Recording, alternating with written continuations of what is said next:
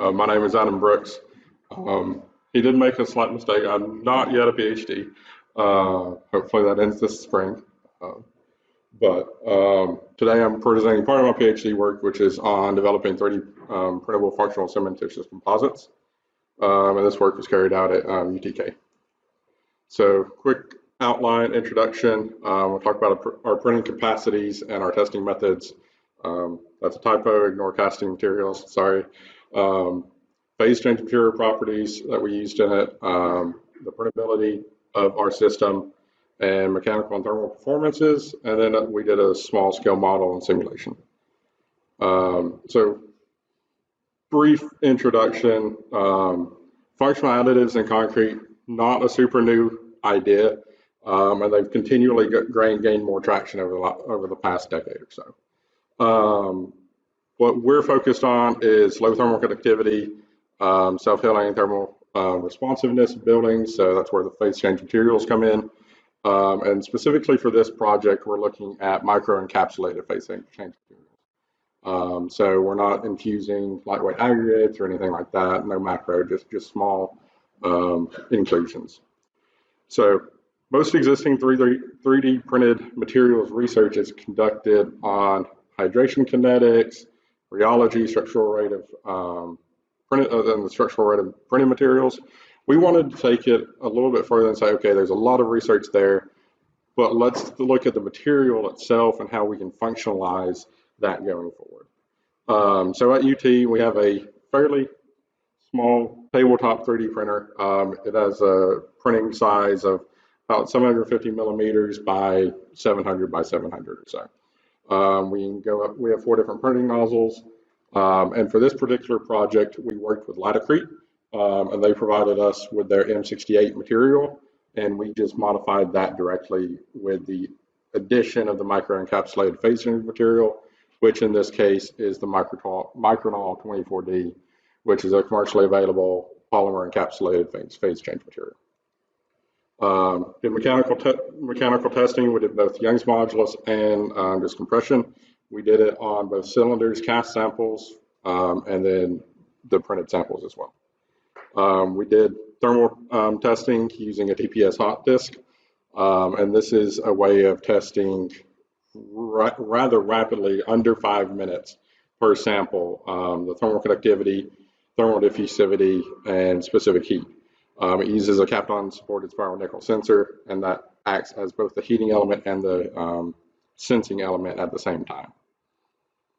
So onto the PCM itself, we did 2 different evaluations, or I guess I should say 3, because we tested the PCM material itself, and we can see the latent heat and phase change temperatures in this table down here. So about 90.3 kilojoules per kilogram is its latent heat, 21, 22 is its phase change material generally. We then did 2 other series of testing, and one was a cement paste and one was a cement mortar. So we took the Latacrete mixture, added in our microPCM, and then we actually tested those on the DSC based on that. And then we took that and took the equivalent ratio of PCM and cement paste in that mortar and made a cement paste with solely the phase change material in it to kind of see exactly what's happening and how the mortar side and the additives of the M68 interact with the PCM and change or affect the latent heat storage capacity. So basically, for both of them, we get fairly good trends of as the volume goes up, we get better heat storage. Then we did some microscopy analysis using an SEM. We looked at the raw material and it in cement mortar. So one of the big things to note here is you can see in the raw material, they're kind of big conglomerates of material, and then those conglomerates are made up of smaller spherical particles. So the big conglomerate is loosely bound together individual particles. And as you mix it and as you print it, since we use a screw-driven extruder, you actually get a distribution that those conglomerates break up. So you get a really good distribution across the cement mortar, though, as you can see, you do still end up with a few clusters throughout. Then we moved on to our printing test. We did an extrudability test and at a continuous bead that's a little over a meter long, or a little over a meter and a half long, I think.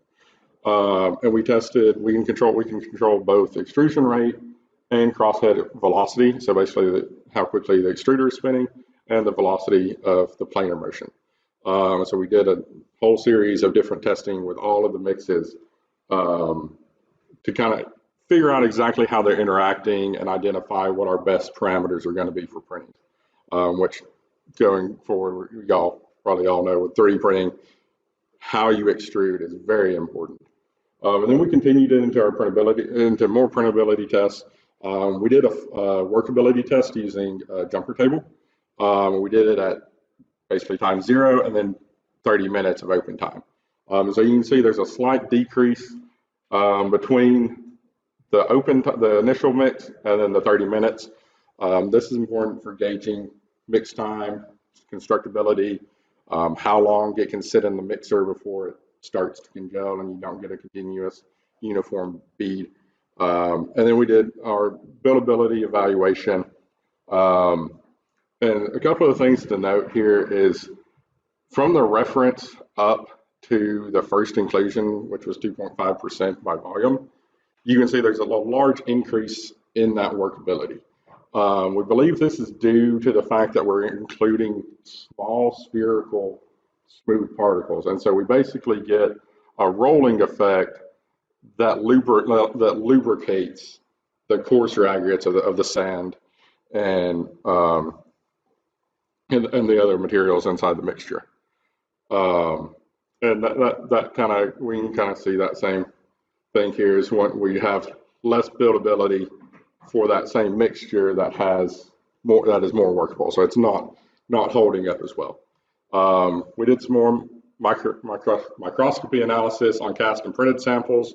And so you can see really good dense mixture here, a lot more air voids here in the printed mixture. But then when you get, and these two are for the reference, when you get to the 6% micronol, you get a much more consistent material, again, due to some of that rolling.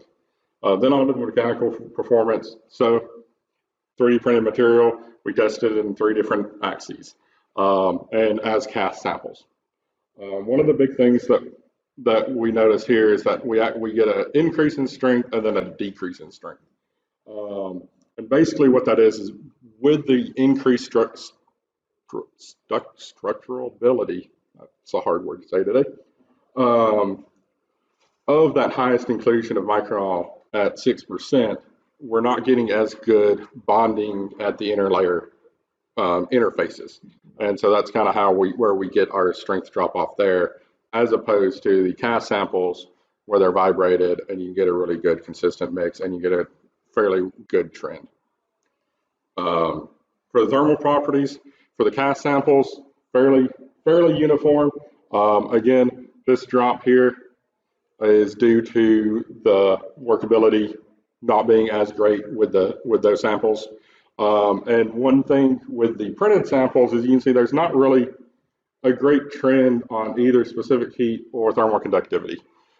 This is due to the fact that the density of these materials as we print them is based on the amount of material on the hopper, the extrusion rate, how well that material is densifying as it's coming out of the extruder. So because of that lack of purely uniform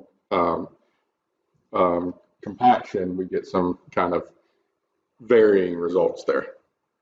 And then finally, we did a thermal cylinder cyclical test. And these were small scale. The wall thickness was 21 millimeters, and they were about 10 inches tall or so. And so basically what we did is we insulated the top and the bottoms, put an air sensor in the center of them, which you can kind of see, that's these 2 long blue lines is an air sensor. Then the green and red lines are surface sensors that are put on the inside and outside of the cylinder. And then we had an air sensor inside the chamber. And so both of these cylinders were tested on the exact same conditions at the same time, so that we didn't run one cylinder then the other. They're in the same cylinder. We did use a 6-hour periodic cycle, and that represents the 24-hour daytime cycle based on a half-scale wall thickness of 21 millimeters. We used a one-curve model to simulate the response of the material, and it agreed well with our data. And what you can see here is we have a very large drop in the temperature of both these are the surface sensors on the inside and the outside of the cylinders, and we introduced a large degree of temperature drop, almost 50%, with the inclusion of the phase change material. So last few conclusions: the microencapsulated phase change material did affect the printability, but it wasn't to an extent that it wasn't workable. So we actually had at low levels an increase in workability. At high levels, we started getting away from that workability and what we wanted to see. Mechanical strength greatly affected by the physical properties of the volume, the physical properties and volume inclusion of the micronol. So this can be adjusted with other types of inclusions that have a different shell properties, basically, because it's a soft polymer shell with micronol that doesn't do super great in the concrete. Elastic modulus is affected by the inclusion, same way. And then cast samples had low volume percentage, increasing thermal conductivity, which is good when you have a phase change material to make sure you get that phase change actually happening. Thank you very much. Questions? Time for one question, please.